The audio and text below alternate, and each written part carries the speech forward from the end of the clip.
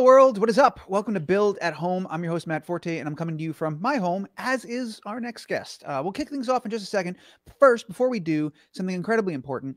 Kids in need have missed more than 805 million meals due to the school closures that are happening with coronavirus and everything. With NoKidHungry.org, we're helping schools and community groups find new ways to feed these kids, but we need your support.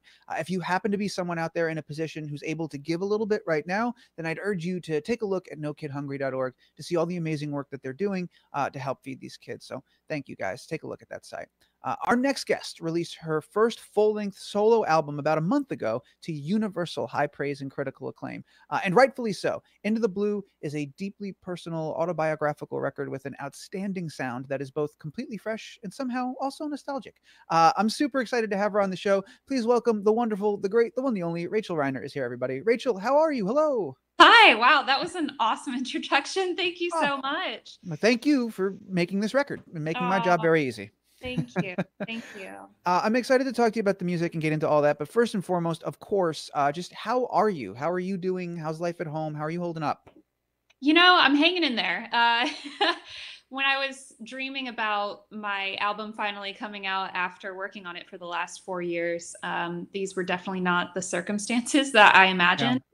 But, that's life. And I'm just, like I said, I'm just hanging in there. And, life at home is good. And I've got a wonderful husband who is just the best. So I'm really, really glad that at least we're stuck together, and just trying to adjust to this reality and get the word out about my album as best as I can, because all of the promotion that I was supposed to be doing around the album wasn't able to happen. I literally released the album on March 13th, which was basically, that was like the day where exactly. It was like right at the exact same time that everything came to a stop. Yeah. Which is just wild. I can't even imagine. You have all these plans, all these things booked, and all this stuff that's got to happen. And then, everybody kind of went through that anxiety of like, I have no idea what tomorrow looks like. What do I do with the next month of my life? Yeah. So at one, I'm happy we're here and that you're there and then we're able to do this. Yes, me too. How is, I think I saw before we started and went proper live, I think I saw Caleb running around in the back. How's he doing? You guys are coming up on a year in August, right? It'll have been a year anniversary. Yeah. 1 year anniversary in August, which is crazy because I feel like it's just flown by. But yeah, you did see him. I was like busy, getting my hair done and doing my makeup. I'm pretty sure I forgot how to do it.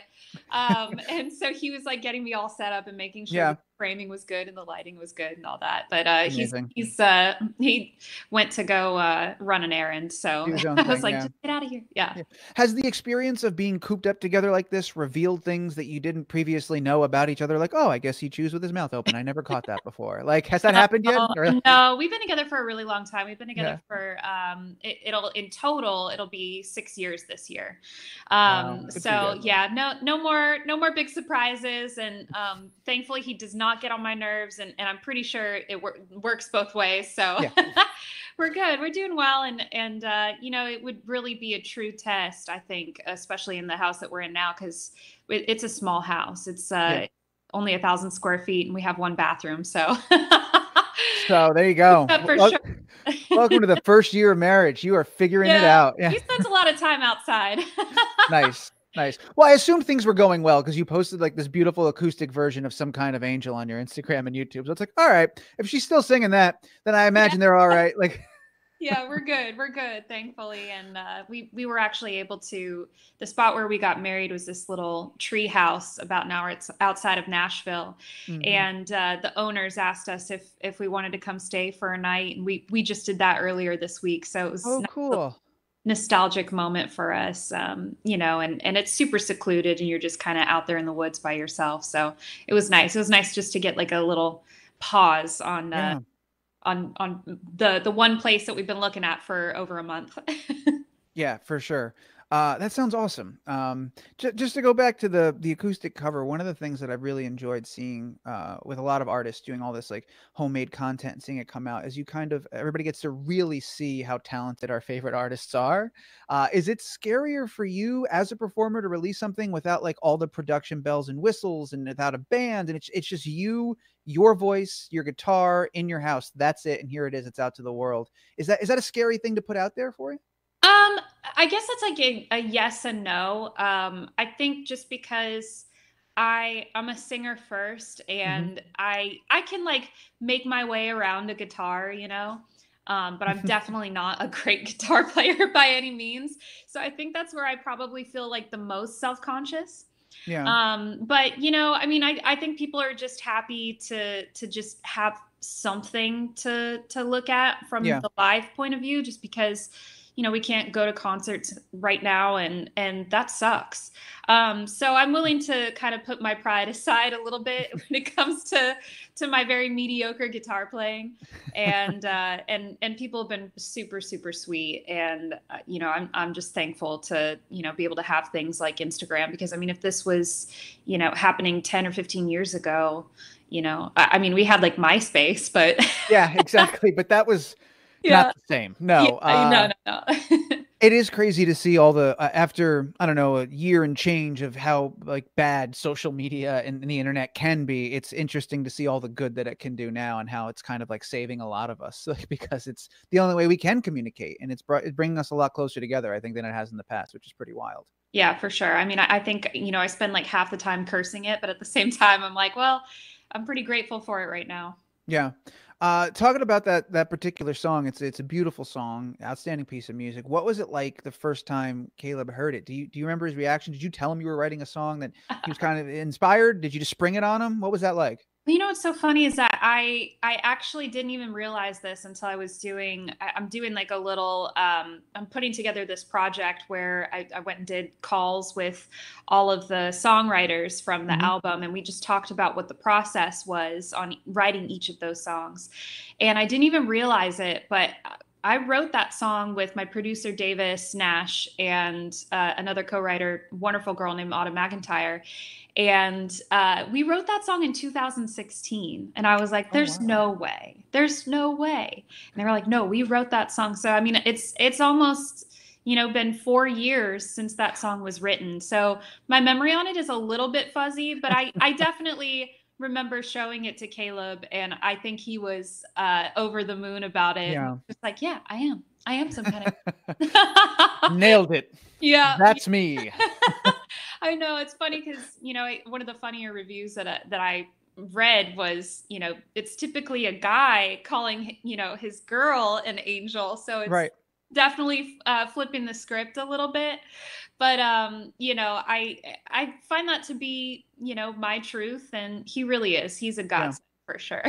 That's awesome. Yeah. Well, we're going to talk about the record a little bit more now, but just I'm happy to see that you both are doing so well and you're hanging in there and you're staying healthy, and it's just nice to see that, and I'm happy to see that. So keep doing what you're doing. Wash your hands. Uh, but let's talk about this record. You know, we mentioned 4 years plus in the making.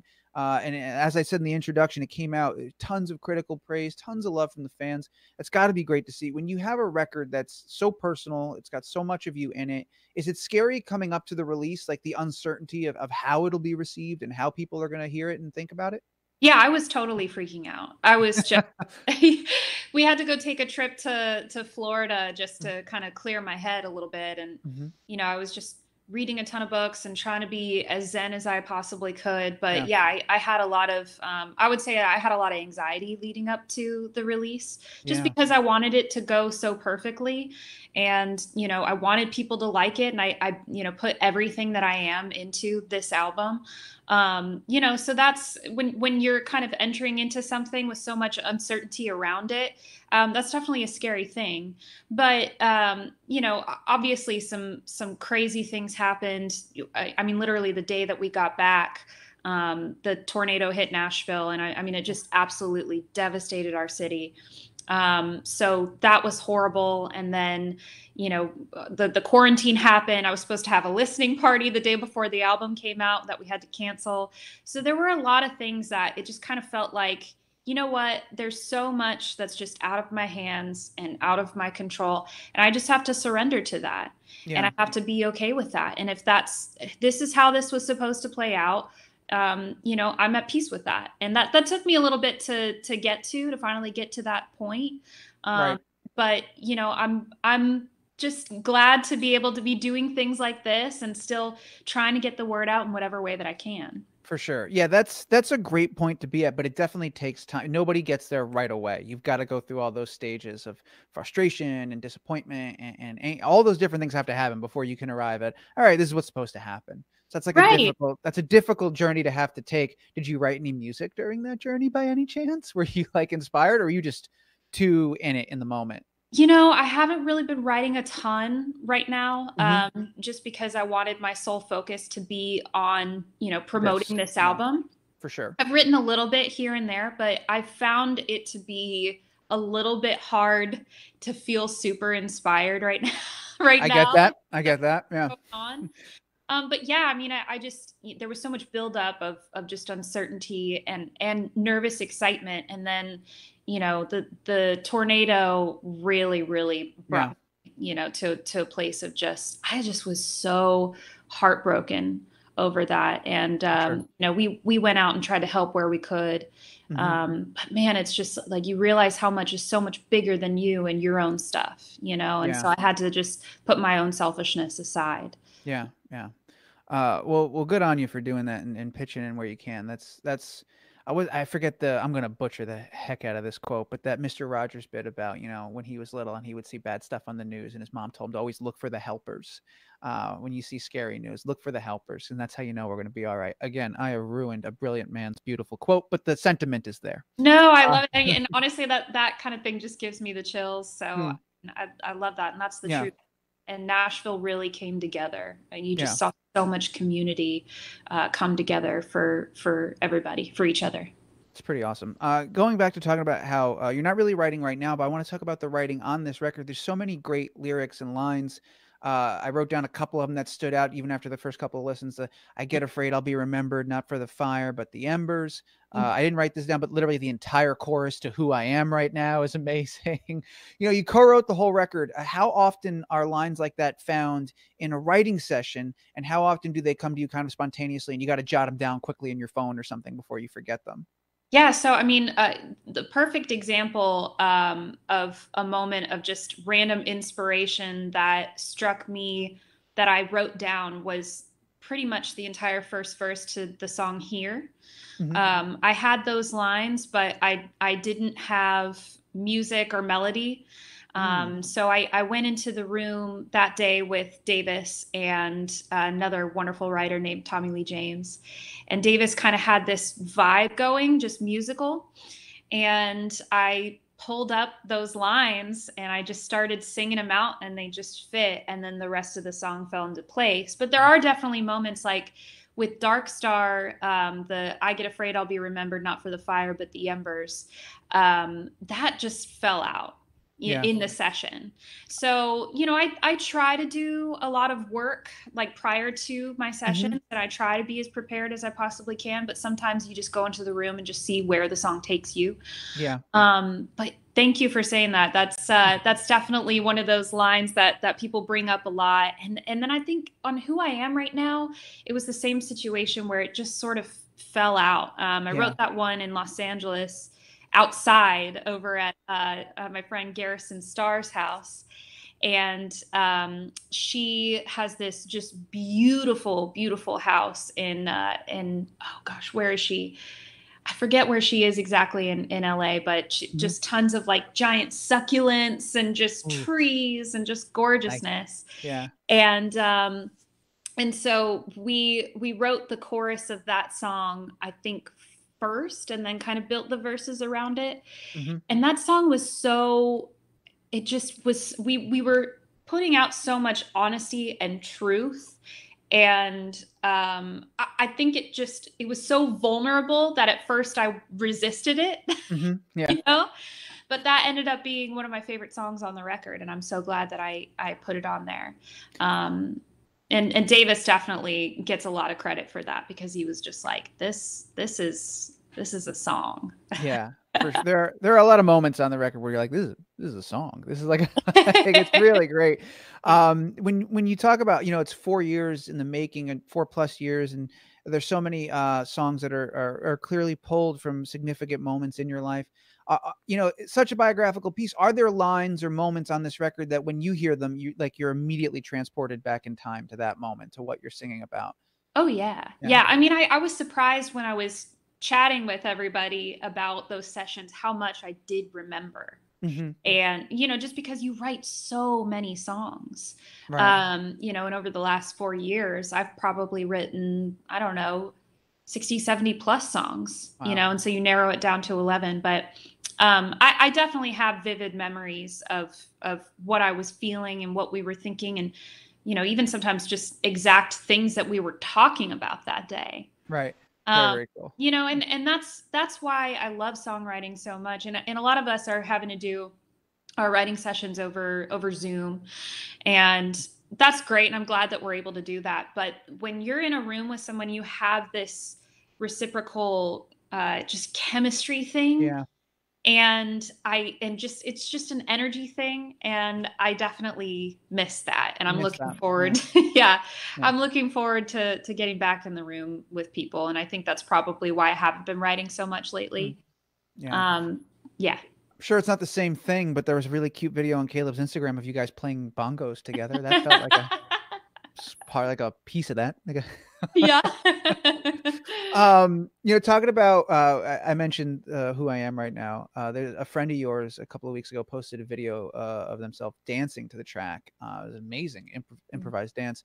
What's it feel like to see a response like that to your work, and to see your music bringing people comfort? Because there was in addition to the dance, like a beautiful little piece, like in that post, just about what that song meant and how this album is making them feel right now in these crazy times. How does that make you feel when you see that your art is doing that for other people?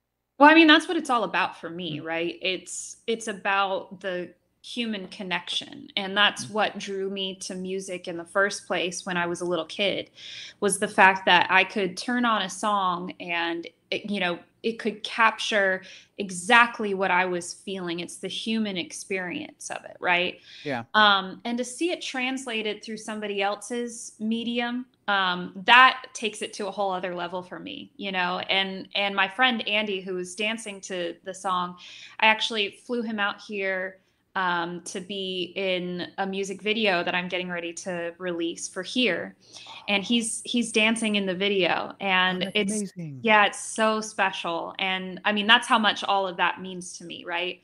Yeah. And so he's just kind of used as an extension of my words and the song. And so he's just what he could do with his body that I could never do. Just kind of takes everything to just a whole other place and brings the song to life in Wow. a new way. So yeah, I mean, I adore seeing stuff like that. I love when my words and my experiences can move other people, and that Very, they very cool. they can relate to it and connect to it. Yeah, for sure. As people are turning to your music, during this time, and like finding comfort in that, is there an artist or a record in particular that you turn to that like brings you comfort, like a big, audio security blanket that you like hold on to and like, oh, this record makes me feel good. Oh man, I mean, I'm a huge Fleetwood Mac fan. Mm. The Buckingham Nicks record is just like, I know it's like a rare thing and it's hard to find, but that's always a go-to for me. And gosh, what else do I love? I mean, I'm a big John Mayer fan as Hmm. well. Very cool. I love what Harry Styles is doing. His new record is really cool. But I listen to a lot of stuff. I listen to a lot of old stuff. I listen to a lot of new stuff. I love Yeah. ELO. So I think for me, it's just kind of whatever mood I'm in. If I'm cooking, I just want to listen to, like an Yeah. Italian cooking playlist on Nice. Spotify. That actually probably, that's my favorite right now. Yeah, the So, Italian cooking playlist. That on is a go-to in Spotify. my household as well. Yes, It's very the nice. best, right? It's so good. Yeah, it's perfect. It's the Sports. exact mood, and it's exactly what I need to hear while I'm cutting up some garlic and putting some oil in the pan. Like it's exactly Exactly. there. It's like, mwah, it's Exactly. like perfect. Yeah. Um, well, a lot of great examples and a lot of great artists in there to listen to. For those that are watching and looking for other stuff to add to their playlist. And while you're adding to your playlist, Into the Blue is out right now, and I can't say enough good things about it. I got to let you go and wrap things up, Rachel, before we get out of here. I'll remind everybody once more. The record it's only a month old. It's brand new and it's beautiful, and it's a fantastic record. Into the Blue. You could listen to it where you listen to things. So go listen to that thing. Anything else you want to tell? Keep an eye out for that music video that's coming. Yeah, that's coming. And I just got my vinyl. Whoa, congrats. Thank you. So those are ready to order now too. If you just go to rachelreinertmusic.com, you can order it through there. That's Reinert. You can see it right there. Awesome. So yeah, this is my first time having vinyl, and I'm super, super excited about it. And they're all like, they're all blue, Oh, which you is went really, all out. yeah, I know. This is like such a big deal for me because I'm a big vinyl fan. So, yeah, those are finally officially available. So Oh my super gosh. excited about that. I know I'm wrapping things up, but this is your first vinyl. It's huge. It's a gorgeous vinyl. What was it like the first time you opened that box and saw your first one and held it? Oh my gosh. I mean, well, Cry? I did it yesterday. I didn't cry. You know what's so funny? I didn't even cry at my own wedding. But I definitely felt a moment of just pride for sure, Yeah. just because, you know, it's been a very, very long journey. And yeah, it feels surreal to me still, I think, Yeah. you know. Very, very well. We're in surreal times. So Yeah. Yeah. add surreal on top of that. Can't even imagine. Rachel, I gotta let you go. But thank you so much for taking some time and hanging out with me and talking about the record and everything you got going on over there. I'm happy you're doing well. I'm happy Caleb's all right, that you guys are healthy and hanging in there. Keep doing what you're doing. And into the blue, everybody. Thank you so much, Rachel Reinert. Thank you. Yeah, stay safe and take care, and thank you so much. Thank you. All right.